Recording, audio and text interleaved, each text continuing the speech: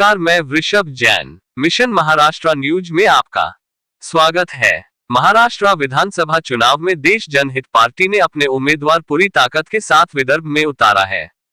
ये जानकारी देश जनहित पार्टी के राष्ट्रीय सुप्रीमो अरविंद मेश्राम ने आज पत्र परिषद में दी।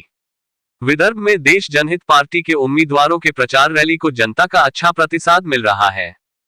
उन्होंने अपने वचननामा में जन समस्याओं को प्राथमिकता से हल करने का समावेश किया है, जिसमें विदर्भ के 15 लाख बेरोजगारों के लिए रोजगार के अवसर निर्माण, प्रत्येक प्रभाग में मोहल्ला क्लिनिक, आदर्श मॉडल स्कूल, बंद सरकारी अस्पताल शुरू कर उसका स्तर बढ़ाने, संक्रामक रोगों पर नियंत्रण के लिए विशेष प्रयास, पर्यटन विकास, मेट्रो सुविधा का विस्तार सहित अनेक मुद्दों का समावेश है। आज उन्होंने अपना वचननामा मतदाता को पेश किया। पत्र परिषद में उन्होंने कहा कि बीते 2 महीने तक लोगों के घर घर जाकर उनकी समस्याओं को जाना और उनकी अपेक्षाओं को समझा और उस आधार पर अपना वचननामा तैयार किया है। उन्होंने इस चुनाव में क्षेत्र के मतदाताओं से एक बार सेवा का अवसर देने की अपील भी की। बेघरों के लिए रात्रि निवारक केंद्र, स्वयंसेवी संस्थाओं व नागरिकों के लिए ग्रीन एम्बुलेंस, वृक्ष दत्तक योजना, विरंगुलारा केंद्र का निर्माण, खेल मैदानों का संरक्षण व सभी खेलों को न प्रोत्साहन, स्पर्धा परीक्षाओं के मार्गदर्शन व अत्याधुनिक लाइब्रेरी व निःशुल्क स्टडी सेंटर का भी वादा उन्होंने किया। हमने मैनिफेस्टो जारी कर रहे हैं, उसमें हम विदर्भ की जनता को 75 लाख नए रोजगार देने का वादा कर रहे हैं। और विदर्भ में हमारी 11 सीटें जीतकर आती है। देश जनहित पार्टी की हमारा मुद्दा ही है कि इस बार चुनाव जो है विदर्भ के मुद्दे पर लड़ा जाए। हमारी पूरी कमेटी की चर्चा हुई कि आज तक कांग्रेस और बीजेपी, राष्ट्रवादी जो भी जितने भी दल हैं, ये दलों ने आज तक विदर्भ के लिए काम नहीं किया है और विदर्भ को इन्होंने अलग नहीं किया है। इसलिए हम हमारे माध्यम से, देश जनहित पार्टी के माध्यम से, हमने विदर्भ की जनता के लिए 75 लाख के नए रोजगार का काम करने वाले हैं। उसमें मैं आपको जानकारी के लिए बता दूं, भारतीय जनता पार्टी हो या कांग्रेस पार्टी हो या राष्ट्रवादी हो या रुबाटा हो, ये जितने भी दल या फिर शिवसेना हो, ये जितने भी दल है, इन दलों ने आज तक अपनी कुर्सियां बचाने के लिए ही काम किया है। और जब से सत्ता पर बैठे हुए लोग हैं, ये अपनी कुर्सियां जो है छोड़ना नहीं चाहते। कांग्रेस ने भी पिछले कई साल से इस महाराष्ट्र में राज किया है।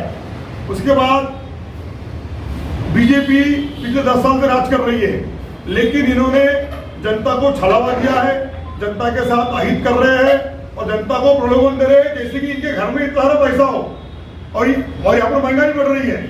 तो मैं विदर्भ की जनता से, महाराष्ट्र की जनता से, महाराष्ट्र विधानसभा चुनाव 2024 में मैं ये बताना चाहता हूँ कि इस बार जो जनता के लिए काम करेगा उनको वोट दो। और जनता के लिए काम करने वाली एकमेव पार्टी है देश जनहित पार्टी।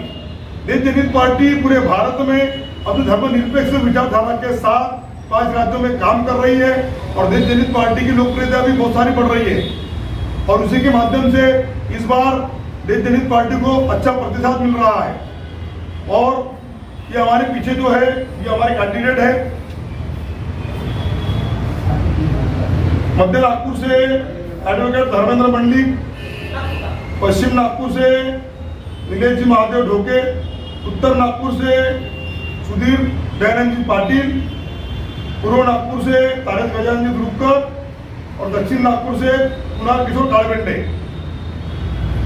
और बाकी अन्य भी जगहों से हमारे कैंडिडेट खड़े हैं। मैं देश जनहित पार्टी के माध्यम से जनता को संदेश देना चाहता हूं, इस बार जातीय धर्म में ना फंसे, किसी प्रकार की किसी के बातों में ना आए। सरकार जो जुमलेबाजी कर रही है, ये जुमलेबाजी की बातों में ना आए और देश जनहित पार्टी के प्रति अपना प्यार व्यक्त करें और देश जनहित पार्टी को इस बार जिता के लाए। योगी आता है तब इनको बाबा साहब की याद आती है, तब बाबा साहब के संविधान की याद आती है। और बाबा साहब का संविधान इलेक्शन में ही इनको याद इसलिए आता है क्योंकि मालूम है कि हमारे लोग जो है, कुछ लोग हमारे समाज के कुछ लोग हैं जो इनके मानसिकता के गुलाम है बीजेपी और कांग्रेस के। इसलिए जाति भेद में तेल निर्माण करने के लिए ये सारी अफवाहें जो है सोशल मीडिया के माध्यम से फैलाई जाती है। और इस बार ये जितने बाबा साहब के बारे में जो लोग बोलते हैं ये सारे बाबा साहब के एंटी विरोधक है, बाबा साहब के विरोधक लोग हैं, जिसमें वंचित बहुजन आघाड़ी, जिसमें भारतीय जनता पार्टी, कांग्रेस पार्टी